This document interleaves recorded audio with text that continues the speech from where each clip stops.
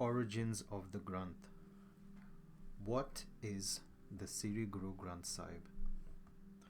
The Sri Guru Granth Sahib is the holy book or scriptures of the Sikh people who originate from the area of Punjab in North India. It contains material from the period of the Sikh Gurus from 1469 to 1708 AD. It was written in ɡۇɾuː, which draws on the riches of both the Sanskrit and Persian languages and their derivations.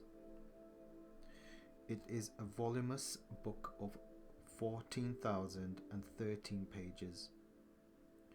The book was first compiled by the fifth Guru, Guru Arjan in 1603 to 1604. This contains hymns written by the first five Gurus and is known as the Adi Granth. It also contains hymns by other great saints from Hindu and Muslim backgrounds such as Sant Kabir, Namdev, Ravidas and Farid. Later, the 10th Guru, Guru Gobind Singh, re-edited this Adi Granth, added newer composition and reissued it in a definite form. Dr. Gopal Singh writes, the 10th Guru, Guru Gobind Singh, re-edited the Adi Granth and fixed its form finally in the form in which we find it today, expunging apocryphal writings, amending a few spellings, adding 4 hymns in the beginning of evening prayers, but not adding any of his own compositions, except perhaps one couplet ascribed to him, and leaving the Granth as it was before in the days of Guru Arjan. Its hymns are written in couplets of differing meters and are set to various tunes known as ragas or ragas. They are intended for use on specific occasions, seasons, months, days or times of the day. They are prayers of praise and adoration of the Almighty, named Vaheguru, the Eternal One, Akal Purukh. The hymns are relevant to almost all people, whatever their place in society, at whatever stage in their lives. They are designed to be accompanied musically by singers, known as ragis, who sing regularly in temples known as gurudwaras, or in homes of members on auspicious occasions. A regular ceremony is the Akhand Path, when the entire Sri Guru Granth Sahib is read or recited continuously from the beginning to the end. This takes approximately 48 hours to perform, if read continuously. Sikh people have a very high regard indeed for this book, and it can be said that they almost worship it as a living embodiment of God. It is always placed on a high platform in the temple and is kept wrapped in clean and costly cloths, which are changed periodically. Holy water is sprinkled on and around it to purify the place.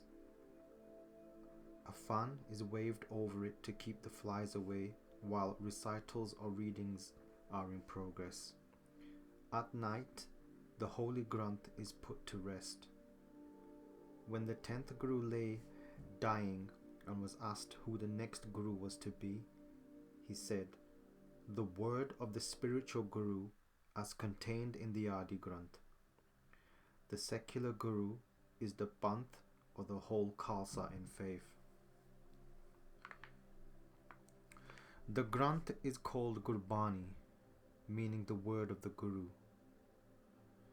The Granth is also called Durbani, which is direct word from God, Durki Bani, and the abode of the transcendental Lord, thus making it the embodiment of God.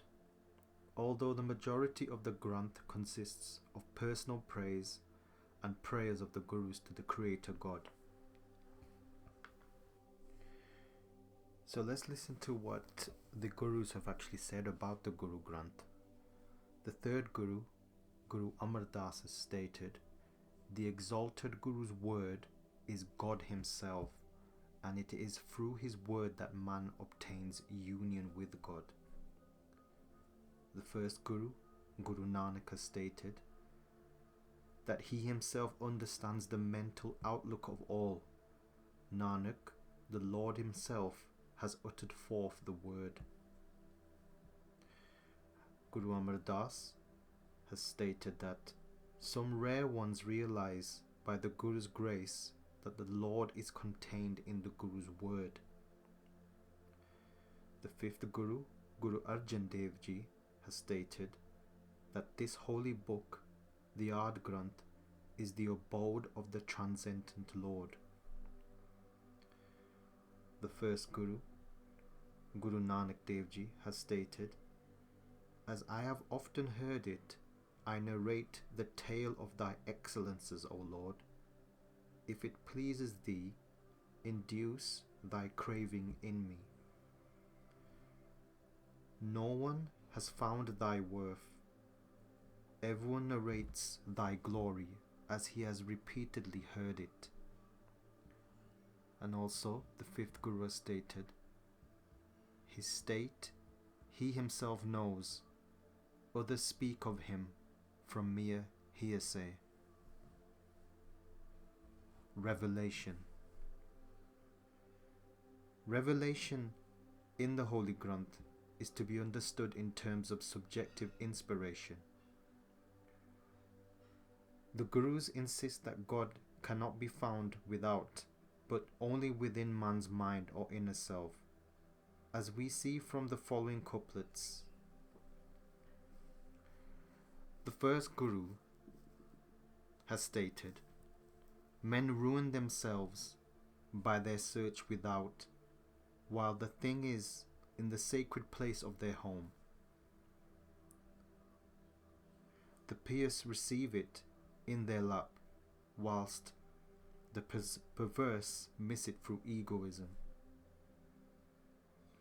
Guru Nanak has also stated, "Looking around in 4 directions, I searched my inner self. There I saw the invisible true Lord, the Creator." Guru Amar Das, the third Guru, has stated, "O my mind, within thee is the treasure. Search thou, not the thing without." The fourth Guru, Guru Ram Das, has stated, "I wandered from village to village and through all the cities, but through the slaves of the Lord I have found God within my mind." The fifth Guru, Guru Arjan Dev Ji, has stated, "I have given up the search abroad. The Guru has shown my Lord within my home." And the ninth Guru, Guru Tegh Bahadur Ji, has stated, "As fragrance abides in the flower and reflection in the mirror, so dwells God within thee. Search for him within thy heart, O brother."